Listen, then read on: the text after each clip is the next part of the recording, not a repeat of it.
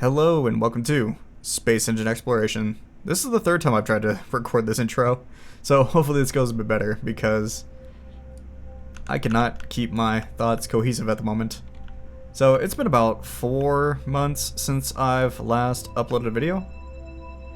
After I said I was going to start uploading more regularly, well, turns out that's very difficult, especially when you do impulsive things like quit your job and decide to go be an independent contractor, like I did. And you completely underestimate how much free time you're not going to have when you do that, especially when you need to set up all the business side of things like taxes and so on and so forth, without really knowing how to do the business side of things of taxes and so on and so forth. So it's been a fun venture. I'm not going to go into what I do or what I did, but needless to say, I quit my job and I became an independent contractor, and it's been busy.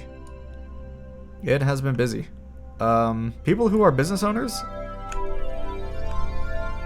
I applaud you. Like, it is not an easy thing to do, and it's not an easy thing to start, and it's not an easy thing to proceed with.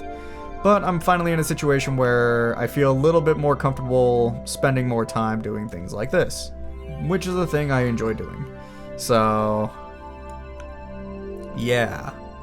Other complications associated with being self-employed. I don't have medical coverage. Turns out medical costs in the US are kind of absurd. I know, breaking news, but I can't really afford the $200 to $400 a month to pay for medical coverage. And the complications with that is I have this condition known as ADHD. It's not something I've really shared on the channel before, but if you're somebody with ADHD, you know what I'm talking about. Being unmedicated on ADHD is a very difficult thing because your mind just goes whichever direction it wants to go. Whatever the flavor of the day is. You cannot keep a routine, organization, or anything to save your life. Literally. A lot of people misconstrued what ADHD is. They think it's very minor and assume that, it just means you're hyper. But the reality is it completely makes you dysfunctional. You cannot stay organized. You cannot stay on top of things. You can help it a little bit by breaking things down into small steps and kind of working down a checklist, writing it out, and then marking it off a whiteboard or whatever it might be. These are all things I do and try and so on and so forth. But it doesn't make it super easy to cope with, I guess you could say. It makes it easier, but it doesn't make it easy. So currently I'm in that little,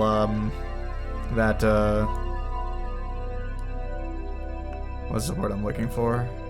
Currently, I'm in that conundrum where, yeah, I'm trying to get medical coverage so I can get medication for my ADHD. Without that, my brain don't work too good. But, so that's kind of spiel of my life story at the moment. ADHD, unmedicated, very difficult to cope with. Currently trying to figure that out. So bear with me. Other updates. This game is running a lot smoother. That's because I went ahead and just built a new PC. Stopped using that laptop I was using. It was starting to show its age, and it was doing laptop things, such as display output nonsense and tomfoolery and so on and so forth. Things that have never really been fully ironed out with mobile GPUs and all the pass-through nonsense between the CPUs, APU, whatever the hell. Integrated GPUs, yeah. Dedicated GPU passes through integrated GPU and GPU, so on and so forth. So the specs of this new PC for the nerds are, it's an RX 7700 XT, a Ryzen 7 5700X 3D, 32 gigs of RAM, 1 terabyte SSD, 4 terabyte hard drive, and yeah, it's running this game a lot better than the last time I recorded. And I also figured out what was causing that hanging and stuttering. Apparently in OBS, if you try to capture this game as a game capture, it freaks out and stutters and freezes. Do it as a window capture, buttery smooth. Now that I have wasted 5 minutes of yours and my life, let's go ahead and talk about SpaceEngine. Currently I'm on a planet that has terrestrial life in the Andromeda Galaxy. Sea composition is water, oxygen, carbon dioxide, nitrogen. Very similar to Earth's composition. A lot more oxygen, a lot less nitrogen. And it does have a decent temperature.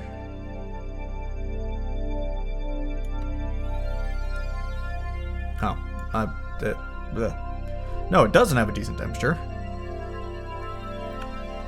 So as you can see, it's a pretty cool planet. Temperature-wise, sitting at negative 104 degrees Celsius as the average temperature. It does appear to be tidally locked based off these clouds. Let's see. Yeah, the orbital period matches the rotational period, 1-to-1 ratio. So one side of the planet is warm, the other side, if I can show this, I forgot what the hotkey is for this. Bring this up. Yeah, you can see the other half of the planet is frozen. It looks like it has something reflecting light on it. Probably a moon, or maybe that other star, or whatever that is over there. Yeah, it's another star. Let's go ahead and turn this back up. I just don't want to blind you guys with that. Doesn't have a giant ice wall. It just looks like it's covered in snow on the side. You can see it has a nice little ring system going on. If I fly into this ring system, let's see if my frame rate tanks on this new PC.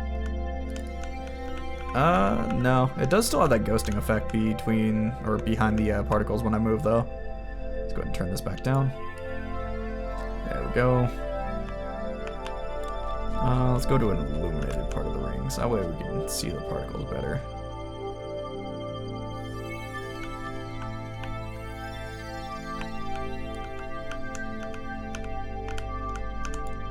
There we go. Just little procedurally generated orbs making up the ring system. Still a neat effect. I don't really understand the ghosting. I assume it's something to do with procedural generation or some type of real-time object smoothing like tessellation or something like that. I'm not that technical when it comes to those sort of things, graphics and all that. But pretty neat little planet out in the Andromeda Galaxy. There's the idea if you want to visit it yourself. Okay. Let's see how this new PC runs when we go to a black hole.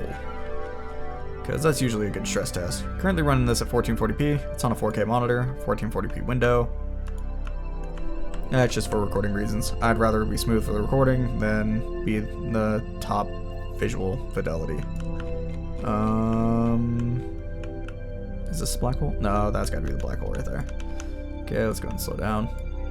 Actually bending the light already. I see jets. I see an accretion disk. I see that's totally offset from where it should be.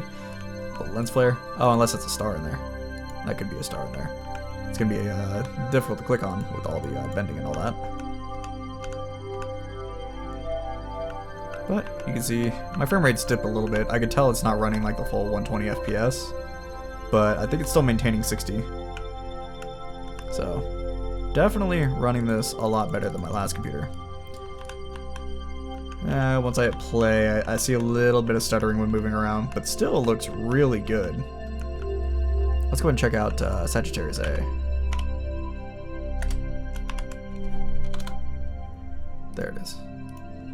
It's SGR, not SAG. I was gonna say this one likes to lag. I don't know why Sagittarius A likes to lag so much more than the other black holes, but it always does. I don't know if it's a size thing or what's going on, but you can see my frame rate is tanked around this black hole. I don't know why Sagittarius A does that, because like, you seen the Andromeda one, which is fine. And if I go to IC 1101 and just go straight to the center of the galaxy, faster. And look at this colossal giant black hole. It's like it runs perfectly fine. Maybe it's the type of accretion disks it generates or something like that. I'm not too sure. But you would think all this volumetric cloud nonsense would be laggier than whatever Sagittarius A is doing, but guess not. Let's go and run the search here. No, whoops. This one. Search. Can we find a planet with life? That's what I have my filter set to. Go. What do we got here? Terrestrial life. That's what we like to see. Let's go and halt time. It's moving a little too quick. Let's see if we can find some surface textures of life. So this one is also a cool planet, sitting at negative 79 degrees Celsius as its average. Very warm on this side, very cold on this side. I assume the same effect. It's probably going to have a large ice sheet. Oh, that didn't work.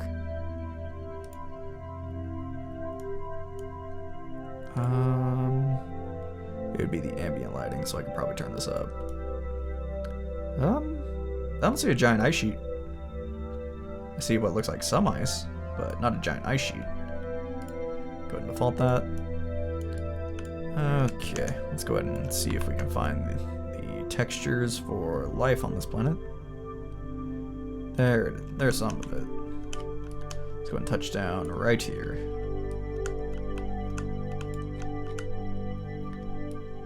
So it looks like it has water, oxygen, nitrogen, carbon dioxide, and water in its atmosphere. And it looks like just some fine grass as the life texture for this planet. It's kind of funny that like sometimes the texture is just like some pine needles and leaves and stuff, and it's like, where's the trees? There's no trees here.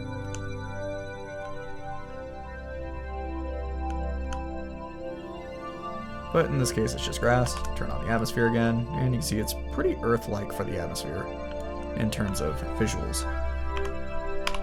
Go ahead and get that off the screen. And let's see if we can talk a little bit more about the planet itself.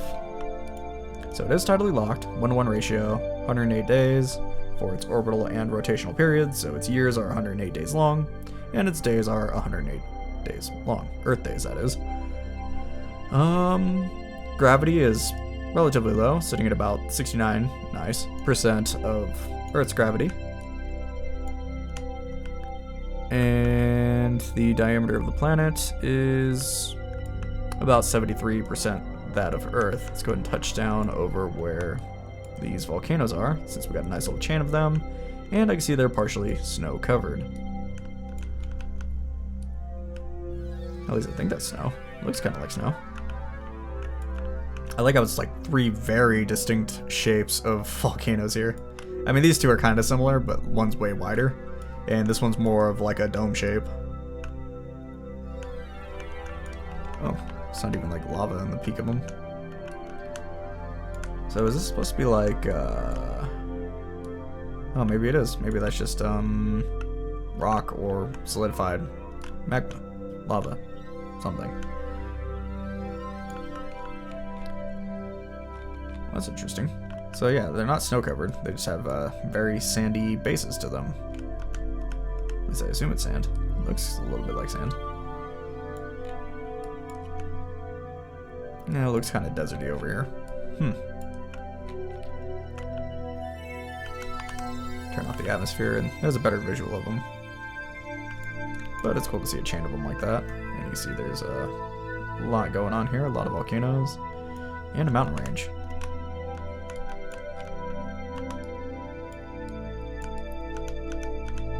It's a very dense atmosphere. Oh wow, you see a river valley here with the sun setting across it. Or parenting star, not technically the sun, because I know somebody will correct me. And very vibrantly blue water. Looks like jello almost. See if we can find a spot like actually in the sunlight here. Do they render waves in the newer versions, or is it still just like two little textures overlapping each other? Looks like just two textures overlapping each other. There we go. With a little reflective pass. So, still nothing too fancy with the water. No tessellated waves or anything like that. And with this time of day, you can see this river valley a lot better. It's like the Grand Canyon. Colorado River. I see a lot of objects in the sky there, including a moon, it looks like. Let's go and fly over to that. Touch down on it right here on its shaded side. Just because that shows the best detail. And there's the planet we're orbiting around. Neat little system. Okay, so I've located this irregular galaxy just next to IC 1101 over there. Let's go ahead and see if we can spot something cool in here. And as you can see, the volumetric effects here do tank my frame rate just a little bit. I do have the magnitude turn. Oh, no, I don't. That reset. I have been turning the magnitude down. That way the video doesn't get too grainy when I'm flying around. I did some experimenting with that. Turning that down removes how many dots there are on the screen. It makes it less of a blobby mess whenever I'm flying around. Let's go ahead and search for planets with life around here. Ooh, nothing. It's a lot of young stars, as you can tell by all the blue. Let's go ahead and try searching over here, perhaps.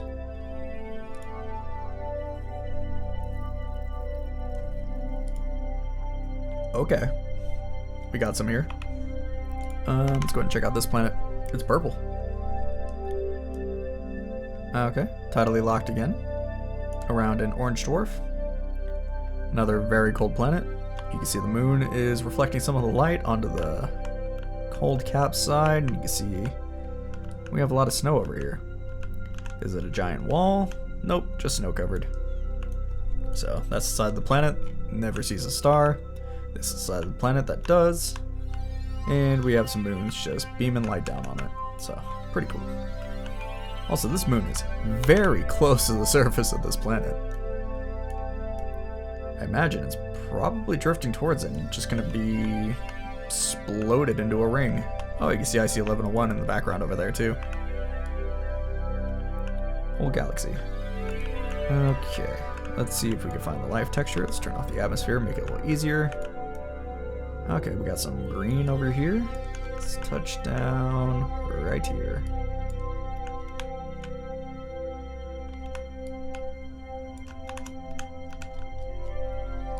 What's going on here? Oh, that's the texture. Zoom in more. Looks like moss. I saw an alternative texture over here, a darker one. What do we got? More moss. Okay. This ain't particularly interesting looking. Let's go ahead and talk a little bit about the planet. We got a sea composition of, again, water, H2O, nitrogen, oxygen, water in the atmosphere, lacking carbon dioxide. Which is interesting. I can't imagine that it would lack carbon dioxide. That's a very commonly created gas, but okay.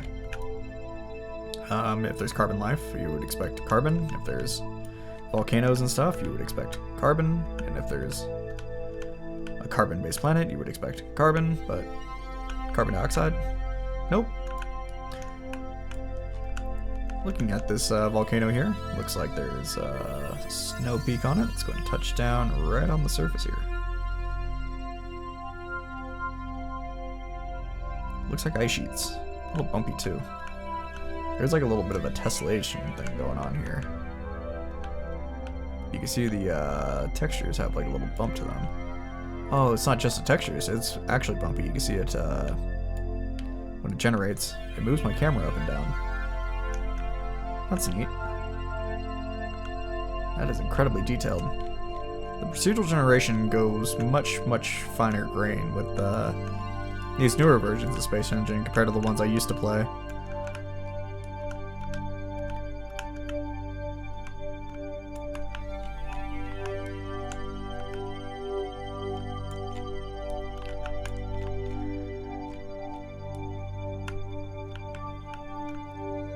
That is a lot of stuff. Is that like other planets? Yeah, there's a lot of other planets, and this one's a binary system. Okay, just a lot of dots in the sky there. I do have my overbright turned up, so it makes these planets glow a lot. Oop. just center this planet. Hot Jupiter, green looking, and has a lot of moons. A lot of moons. So many moons. Well, it says only 2 moons, but I think it's lying. I don't think it's counting all these little asteroids. So it's like a ring system, but moons.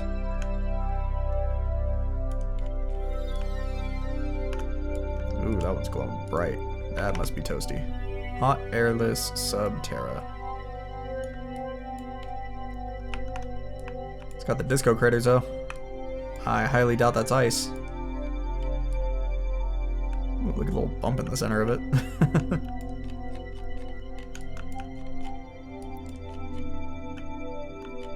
When I zoom out, yeah, that glows a lot.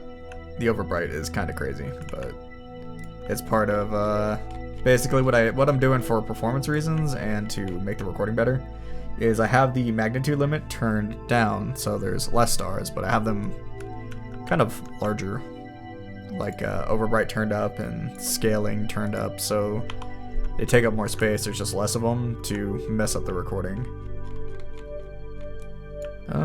Let's go ahead and just take a trip somewhere else into the universe. This is probably turning into a garbled mess. Flying through the universe like this with all these dots and stuff, flying around everywhere. But I think this is going to be the galaxy we're going to visit. For no particular reason other than it's a galaxy I clicked on. Is this globular cluster? It is. Let's see what the black hole in the center of it does to my computer. Will it catch fire? Okay. So it's like this style of black hole, I think, causes a little bit of a performance issue. I assume this is like the same style that Sagittarius A is in this game. So that's interesting. Let's go ahead and see if we can find a planet with life in this globular cluster. Unsurprisingly, no. Let's go ahead and zoom out a little bit and search again. Surprisingly, yes.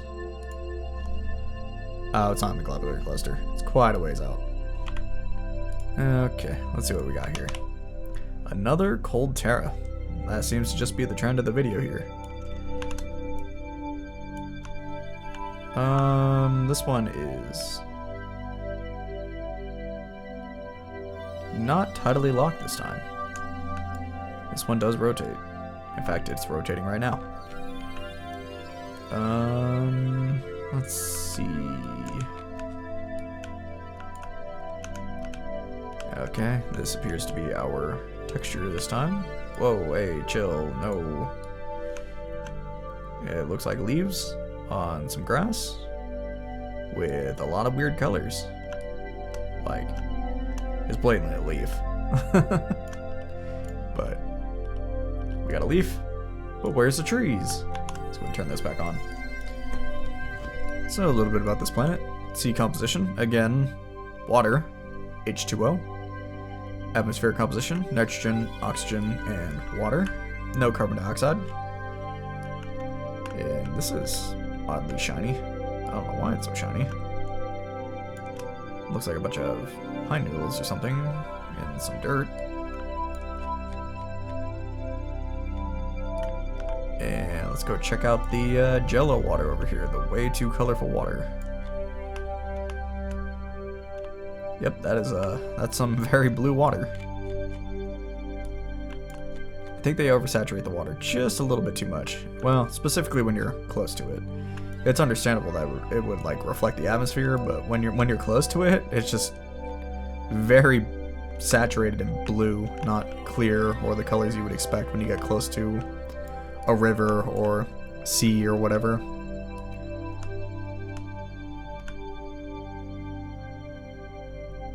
Okay, inside this volcano we have little sand dune looking things.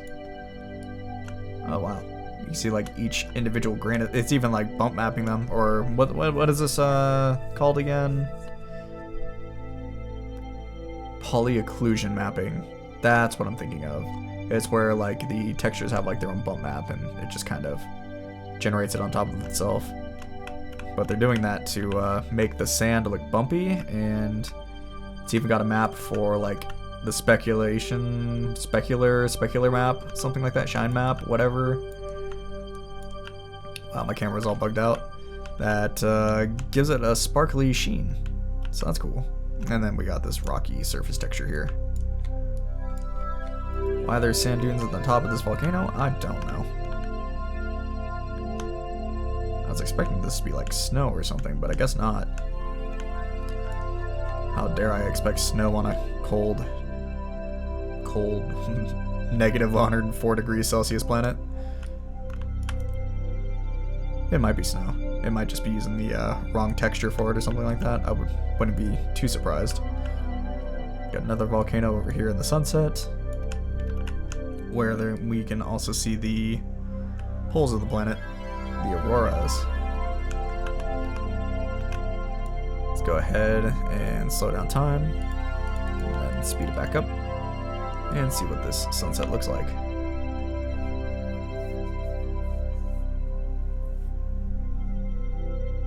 Okay, so I went ahead and turned up the aurora brightness just to make it a little bit more visually interesting. You can see the galaxy in the background there. And I'm going to go ahead and just pause time. Well, let's get back to the aurora here. There we go. And what I'm going to do is I'm just going to turn up the magnitude. I'm just going to keep cranking the magnitude. Just turn this all the way up like a long exposure.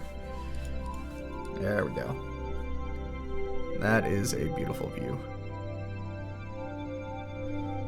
I've gone ahead and cranked up the magnitude here so we can see a lot of the details of the galaxy, but I'm going to go ahead and wrap it up here. It's been 30 minutes. I'm probably going to cut this down to a 10 or 15 minute video. I just wanted to give you guys a little bit of an update, let you know what's going on, let you know I'm still breathing, that I'm still making videos. Things have just been incredibly busy and there's been significant life changes, so on and so forth. Another thing that has been kind of delaying me is I'm basically getting rid of Adobe Premiere and Magix Vegas. Magix Vegas is a crash fest. It doesn't like AMD video cards. Adobe is Adobe. Screw Adobe. And I'm learning DaVinci Resolve. So it's the same tools, but in a different toolbox with a different layout, and I'm still trying to figure it out. That's going to take me a long time to process because I have been using Vegas for, oh dang, 17 years. So yeah, it's a lot to adapt to. But if you guys like the video, please leave it a like, subscribe, click the bell icon, show it to your dog, whatever, and I will see you guys in the next video.